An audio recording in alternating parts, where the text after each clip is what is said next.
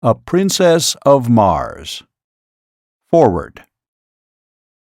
To the reader of this work, in submitting Captain Carter's strange manuscript to you in book form, I believe that a few words relative to this remarkable personality will be of interest. My first recollection of Captain Carter is of the few months he spent at my father's home in Virginia, just prior to the opening of the Civil War. I was then a child of but 5 years. Yet I well remember the tall, dark, smooth-faced, athletic man whom I called Uncle Jack. He seemed always to be laughing, and he entered into the sports of children with the same hearty good fellowship he displayed toward those pastimes in which the men and women of his own age indulged. Or he would sit for an hour at a time, entertaining my old grandmother with stories of his strange, wild life in all parts of the world. We all loved him, and our slaves fairly worshipped the ground he trod. He was a splendid specimen of manhood, standing a good 2 inches over 6 feet, broad of shoulder and narrow of hip, and with the carriage of the trained fighting man. His features were regular and clear-cut, his hair black and closely cropped, while his eyes were of a steel gray, reflecting a strong and loyal character, filled with fire and initiative. His manners were perfect, and his courtliness was that of a typical Southern gentleman of the highest type. His horsemanship, especially after hounds, was a marvel and delight, even in that country of magnificent horsemen. I have often heard my father caution him against his wild recklessness, but he would only laugh, and say that the tumble that killed him would be from the back of a horse yet unfoaled. When the war broke out, he left us, nor did I see him again for some 15 or 16 years. When he returned, it was without warning, and I was much surprised to note that he had not aged, apparently, a moment, nor had he changed in any other outward way. He was, when others were with him, the same genial, happy fellow we had known of old. But when he thought himself alone, I have seen him sit for hours, gazing off into space, his face set in a look of wistful longing and hopeless misery. And at night he would sit thus, looking up into the heavens, at what I did not know, until I read this manuscript years afterward. He told us that he had been prospecting and mining in Arizona part of the time since the war, and that he had been very successful was evidenced by the unlimited amount of money with which he was supplied. As to the details of his life during those years, he was very reticent. In fact, he would not talk of them at all. He remained with us for about a year, and then went to New York, where he purchased a little place on the Hudson, where I visited him once a year on the occasions of my trips to the New York market, my father and I owning and operating a string of general stores throughout Virginia at that time. Captain Carter had a small but beautiful cottage, situated on a bluff overlooking the river, and during one of my last visits in the winter of 1885, I observed he was much occupied in writing, I presume now, upon this manuscript. He told me at this time that if anything should happen to him, he wished me to take charge of his estate, and gave me a key to a compartment in the safe which stood in his study, telling me I would find his will there and some personal instructions which he had me pledge myself to carry out with absolute fidelity.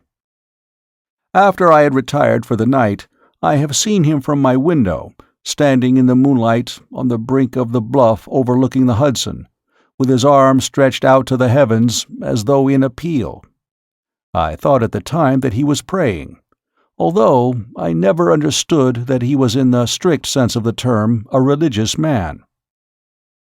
Several months after I returned home from my last visit, the 1st of March, 1886, I think, I received a telegram from him asking me to come to him at once.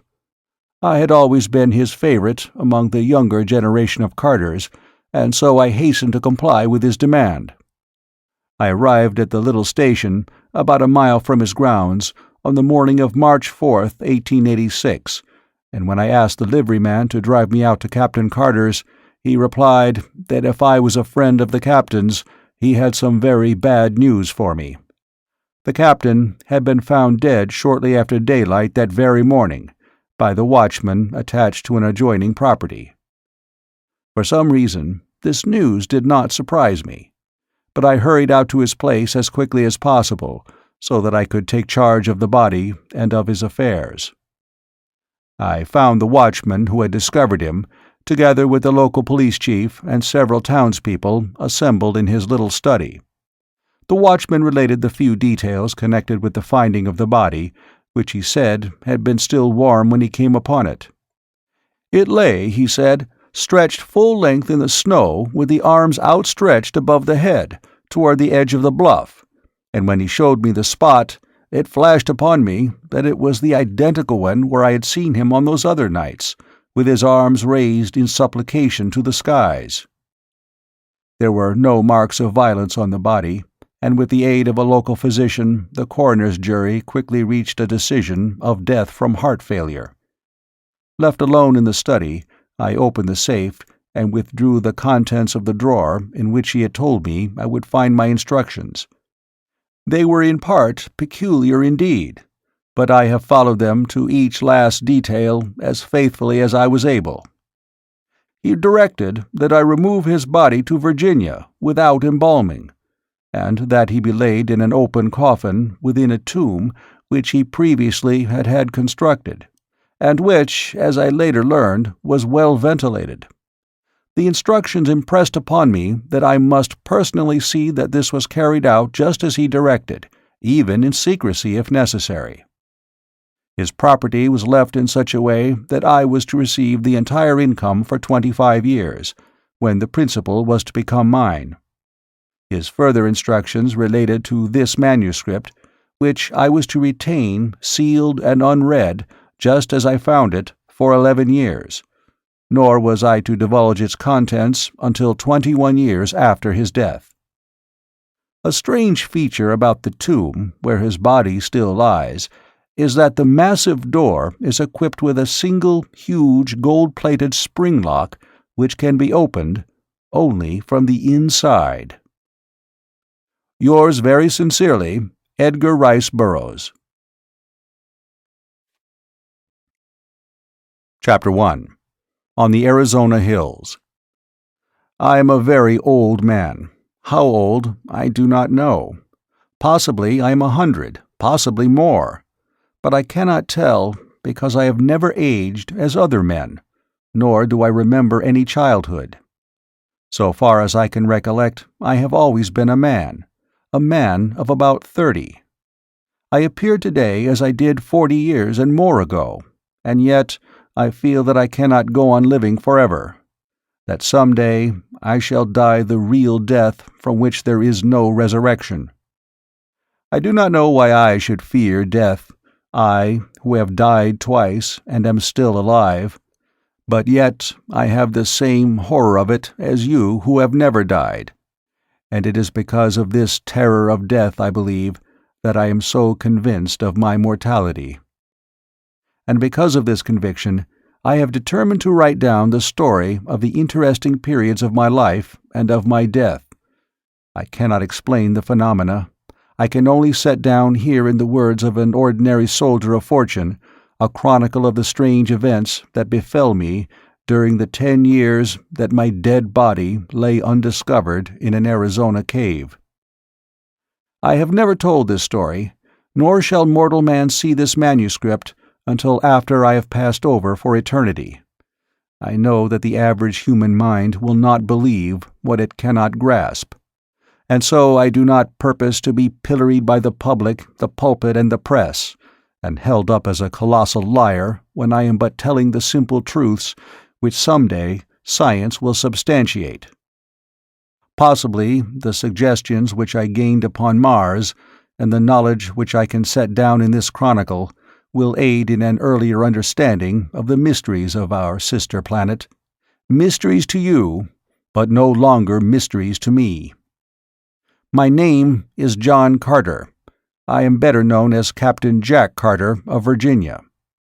At the close of the Civil War, I found myself possessed of several $100,000, Confederate, and a captain's commission in the cavalry arm of an army which no longer existed, the servant of a state which had vanished with the hopes of the South.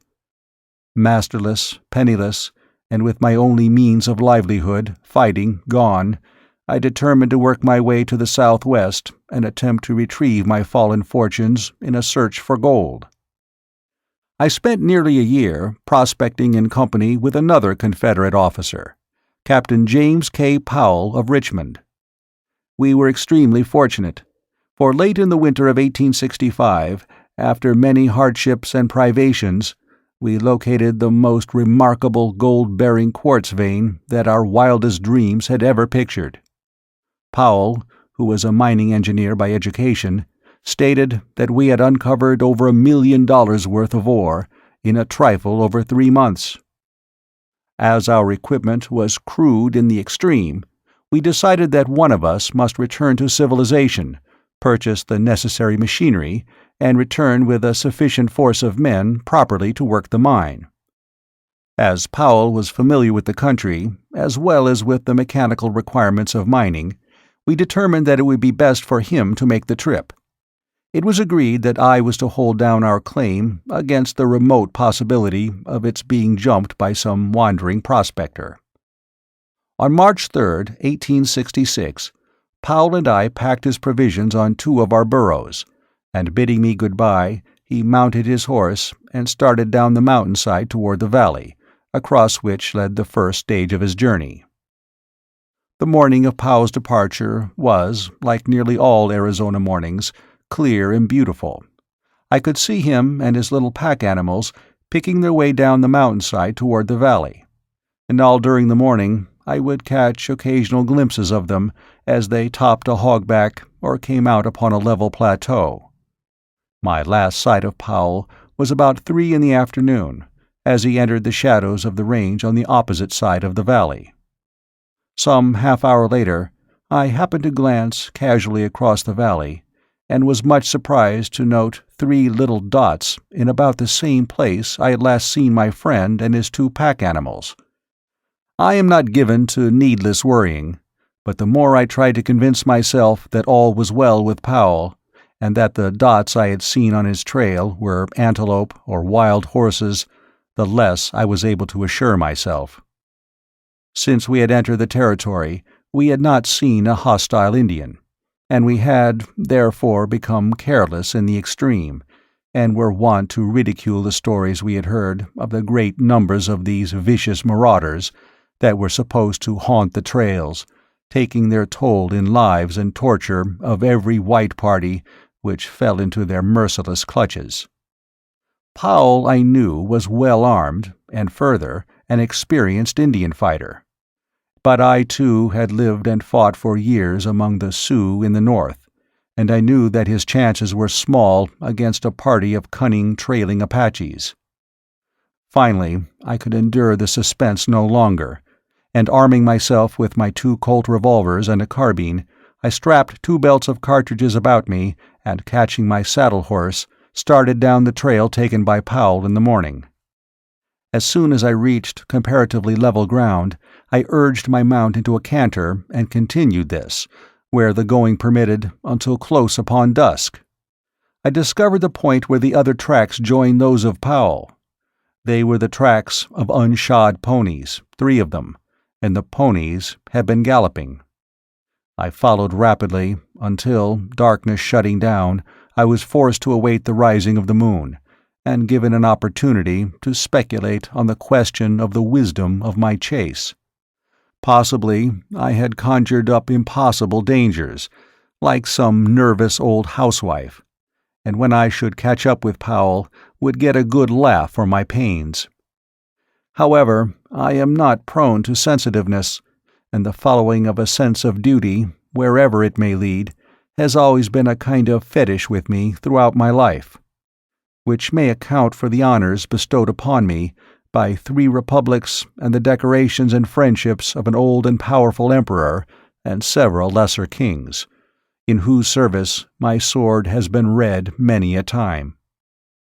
About 9 o'clock, the moon was sufficiently bright for me to proceed on my way, and I had no difficulty in following the trail at a fast walk, and in some places at a brisk trot, until, about midnight, I reached the water-hole where Powell had expected to camp.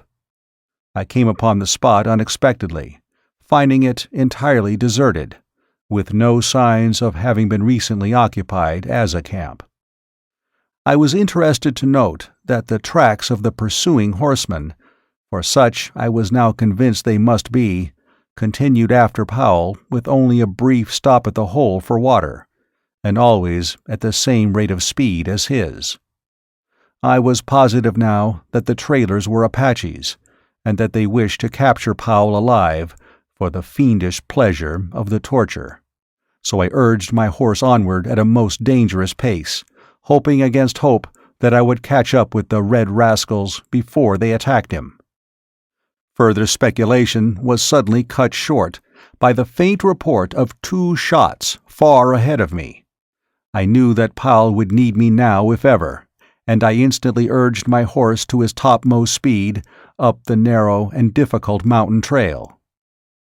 I had forged ahead for perhaps a mile or more without hearing further sounds, when the trail suddenly debouched into a small open plateau near the summit of the pass. I had passed through a narrow, overhanging gorge just before entering suddenly upon this tableland, and the sight which met my eyes filled me with consternation and dismay. The little stretch of level land was white with Indian teepees, and there was probably 1,000 red warriors clustered around some object near the center of the camp.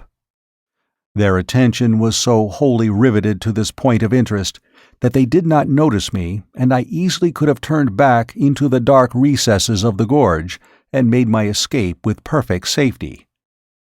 The fact, however, that this thought did not occur to me until the following day removes any possible right to a claim of heroism to which the narration of this episode might possibly otherwise entitle me. I do not believe that I am made of the stuff which constitutes heroes, because, in all of the hundreds of instances that my voluntary acts have placed me face to face with death, I cannot recall a single one where any alternative step to that I took occurred to me until many hours later. My mind is evidently so constituted that I am subconsciously forced into the path of duty, without recourse to tiresome mental processes. However that may be, I have never regretted that cowardice is not optional with me.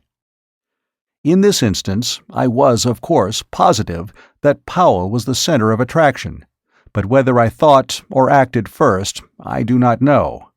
But within an instant from the moment the scene broke upon my view, I had whipped out my revolvers and was charging down the entire army of warriors, shooting rapidly and whooping at the top of my lungs. Single-handed, I could not have pursued better tactics, for the red men, convinced by sudden surprise that not less than a regiment of regulars was upon them, turned and fled in every direction for their bows, arrows, and rifles. The view which their hurried routing disclosed filled me with apprehension and with rage. Under the clear rays of the Arizona moon lay Powell, his body fairly bristling with the hostile arrows of the braves. That he was already dead I could not but be convinced, and yet I would have saved his body from mutilation at the hands of the Apaches as quickly as I would have saved the man himself from death. Riding close to him, I reached down from the saddle and, grasping his cartridge belt, drew him up across the withers of my mount. A backward glance convinced me that to return by the way I had come would be more hazardous than to continue across the plateau, so putting my spurs to my poor beast, I made a dash for the opening to the pass which I could distinguish on the far side of the tableland. The Indians had by this time discovered that I was alone, and I was pursued with imprecations, arrows, and rifle balls. The fact that it is difficult to aim anything but imprecations accurately by moonlight, that they were upset by the sudden and unexpected manner of my advent, and that I was a rather rapidly moving target saved me from various deadly projections of the enemy and permitted me to reach the shadows of the surrounding peaks before an orderly pursuit could be organized. My horse was traveling practically unguided, as I knew that I had probably less knowledge of the exact location of the trail to the pass than he, and thus it happened that he entered a defile which led to the summit of the range, and not to the pass which I had hoped would carry me to the valley and to safety. It is probable, however, that to this fact I owe my life, and the remarkable experiences and adventures which befell me during the following 10 years. My first knowledge that I was on the wrong trail came when I heard the yells of the pursuing savages suddenly grow fainter and fainter far off to my left. I knew then that they had passed to the left of the jagged rock formation at the edge of the plateau, to the right of which my horse had borne me and the body of Powell. I drew rein on a little level promontory overlooking the trail below, and to my left I saw the party of pursuing savages disappearing around the point of a neighboring peak. I knew the Indians would soon discover that they were on the wrong trail, and that the search for me would be renewed in the right direction as soon as they located my tracks. I had gone but a short distance further when what seemed to be an excellent trail opened up around the face of a high cliff. The trail was level and quite broad, and led upward and in the general direction I wished to go. The cliff arose for several hundred feet on my right, and on my left was an equal and nearly perpendicular drop to the bottom of a rocky ravine. I had followed this trail for perhaps 100 yards when a sharp turn to the right brought me to the mouth of a large cave. The opening was about 4 feet in height and 3 to 4 feet wide, and at this opening the trail ended. It was now morning, and with the customary lack of dawn, which is a startling characteristic of Arizona, it had become daylight almost without warning. Dismounting, I laid Powell upon the ground, but the most painstaking examination failed to reveal the faintest spark of life. I forced water from my canteen between his dead lips, bathed his face, and rubbed his hands, working over him continuously for the better part of an hour, in the face of the fact that I knew him to be dead. I was very fond of Powell. He was thoroughly a man in every respect, a polished Southern gentleman, a staunch and true friend, and it was with a feeling of the deepest grief that I finally gave up my crude endeavors at resuscitation. Leaving Powell's body where it lay on the ledge, I crept into the cave to reconnoiter. I found a large chamber, possibly 100 feet in diameter and 30 or 40 feet in height, a smooth and well-worn floor, and many other evidences that the cave had, at some remote period, been inhabited. The back of the cave was so lost in dense shadow that I could not distinguish whether there were openings into other apartments or not. As I was continuing my examination, I commenced to feel a pleasant drowsiness creeping over me, which I attributed to the fatigue of my long and strenuous ride, and the reaction from the excitement of the fight and the pursuit. I felt comparatively safe in my present location, as I knew that one man could defend the trail to the cave against an army. I soon became so drowsy that I could scarcely resist the strong desire to throw myself on the floor of the cave for a few moments' rest. But I knew that this would never do, as it would mean certain death at the hands of my red friends, who might be upon me at any moment. With an effort, I started toward the opening of the cave, only to reel drunkenly against a side wall, and from there slip prone upon the floor. Chapter 2. The Escape of the Dead. A sense of delicious dreaminess overcame me.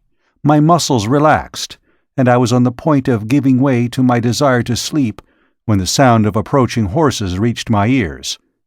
I attempted to spring to my feet, but was horrified to discover that my muscles refused to respond to my will. I was now thoroughly awake, but was unable to move a muscle, as though turned to stone. It was then, for the first time, that I noticed a slight vapor filling the cave. It was extremely tenuous, and only noticeable against the opening which led to daylight. There also came to my nostrils a faintly pungent odor, and I could only assume that I had been overcome by some poisonous gas. But why should I retain my mental faculties and yet be unable to move, I could not fathom. I lay facing the opening of the cave, and where I could see the short stretch of trail which lay between the cave and the turn of the cliff around which the trail led. The noise of the approaching horses ceased, and I judged the Indians were creeping stealthily upon me along the little ledge which led to my living tomb. I remember that I hoped they would make short work of me, as I did not particularly relish the thought of the innumerable things they might do to me if the spirit prompted them. I had not long to wait before a stealthy sound apprised me of their nearness, and then a war-bonneted, paint-streaked face was thrust cautiously around the shoulder of the cliff, and savage eyes looked into mine. That he could see me in the dim light of the cave I was sure, for the early morning sun was falling full upon me through the opening. The fellow, instead of approaching, merely stood and stared, his eyes bulging and his jaw dropped.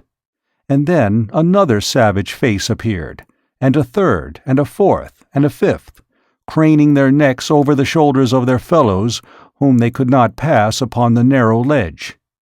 Each face was the picture of awe and fear, but for what reason I did not know, nor did I learn until 10 years later. That there were still other braves behind those who regarded me was apparent from the fact that the leaders passed back whispered word to those behind them. Suddenly, a low but distinct moaning sound issued from the recesses of the cave behind me, and as it reached the ears of the Indians, they turned and fled in terror, panic-stricken. So frantic were their efforts to escape from the unseen thing behind me that one of the braves was hurled headlong from the cliff to the rocks below. Their wild cries echoed in the canyon for a short time, and then all was still once more. The sound which had frightened them was not repeated, but it had been sufficient as it was to start me speculating on the possible horror which lurked in the shadows at my back. Fear is a relative term, and so I can only measure my feelings at that time by what I had experienced in previous positions of danger, and by those that I have passed through since. But I can say without shame that if the sensations I endured during the next few minutes were fear, then may God help the coward, for cowardice is of a surety its own punishment. To be held paralyzed, with one's back toward some horrible and unknown danger, from the very sound of which the ferocious Apache warriors turn in wild stampede, as a flock of sheep would madly flee from a pack of wolves, seemed to me the last word in fearsome predicaments for a man who had ever been used to fighting for his life with all the energy of a powerful physique. Several times I thought I heard faint sounds behind me as of somebody moving cautiously, but eventually even these ceased, and I was left to contemplate of my position without interruption. I could but vaguely conjecture the cause of my paralysis, and my only hope lay in that it might pass off as suddenly as it had fallen upon me. Late in the afternoon, my horse, which had been standing with dragging rein before the cave, started slowly down the trail, evidently in search of food and water, and I was left alone with my mysterious, unknown companion and the dead body of my friend, which lay just within my range of vision, upon the ledge where I had placed it in the early morning. From then until possibly midnight, all was silence, the silence of the dead. Then, suddenly, the awful moan of the morning broke upon my startled ears, and there came again from the black shadows the sound of a moving thing, and a faint rustling, as of dead leaves. The shock to my already overstrained nervous system was terrible in the extreme, and with a superhuman effort I strove to break my awful bonds. It was an effort of the mind, of the will, of the nerves, not muscular, for I could not move even so much as my little finger, but none the less mighty for all that. And then something gave. There was a momentary feeling of nausea, a sharp click as of the snapping of a steel wire. And I stood with my back against the wall of the cave, facing my unknown foe. And then the moonlight flooded the cave, and there before me lay my own body, as it had been lying all these hours, with the eyes staring toward the open ledge, and the hands resting limply upon the ground. I looked first at my lifeless clay, there upon the floor of the cave, and then down at myself in utter bewilderment. For there I lay clothed, and yet here I stood but naked as at the minute of my birth. The transition had been so sudden and so unexpected that it left me for a moment forgetful of aught else than my strange metamorphosis. My first thought was, is this then death? Have I indeed passed over forever into that other life? But I could not well believe this, as I could feel my heart pounding against my ribs from the exertion of my efforts to release myself from the anaesthesis which had held me. My breath was coming in quick, short gasps, cold sweat stood out from every pore of my body, and the ancient experiment of pinching revealed the fact that I was anything other than a wraith. Again I was suddenly recalled to my immediate surroundings by a repetition of the weird moan from the depths of the cave. Naked and unarmed as I was, I had no desire to face the unseen thing which menaced me. My revolvers were strapped to my lifeless body, which, for some unfathomable reason, I could not bring myself to touch. My carbine was in its boot, strapped to my saddle, and as my horse had wandered off, I was left without means of defense.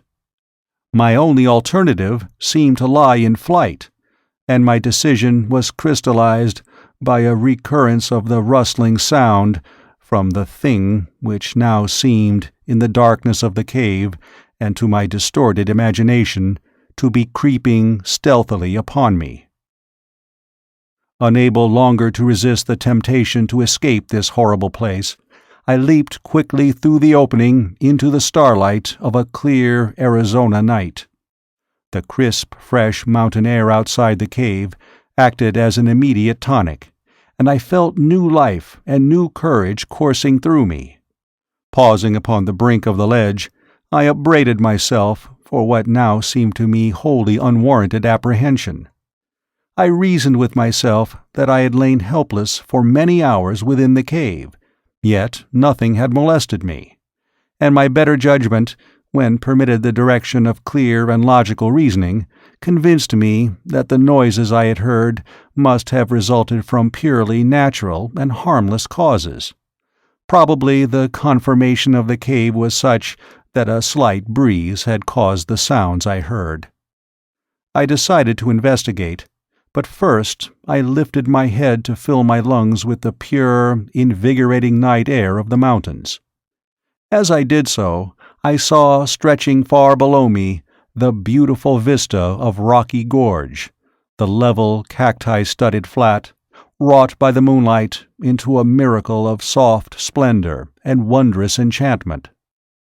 Few Western wonders are more inspiring than the beauties of an Arizona moonlit landscape, the silvered mountains in the distance, the strange lights and shadows upon hogback and arroyo, and the grotesque details of the stiff yet beautiful cacti, form a picture at once enchanting and inspiring, as though one were catching for the first time a glimpse of some dead and forgotten world. So different is it from the aspect of any other spot upon our earth. As I stood thus meditating, I turned my gaze from the landscape to the heavens, where the myriad stars formed a gorgeous and fitting canopy for the wonders of the earthly scene. My attention was quickly riveted by a large red star close to the distant horizon. As I gazed upon it, I felt a spell of overpowering fascination. It was Mars, the god of war, and for me, the fighting man, it had always held the power of irresistible enchantment. As I gazed at it on that far-gone night, it seemed to call across the unthinkable void, to lure me to it, to draw me as the lodestone attracts a particle of iron. My longing was beyond the power of opposition. I closed my eyes, stretched out my arms toward the god of my vocation, and felt myself drawn with the suddenness of thought through the trackless immensity of space. There was an instant of extreme cold and utter darkness. End of Chapter 2.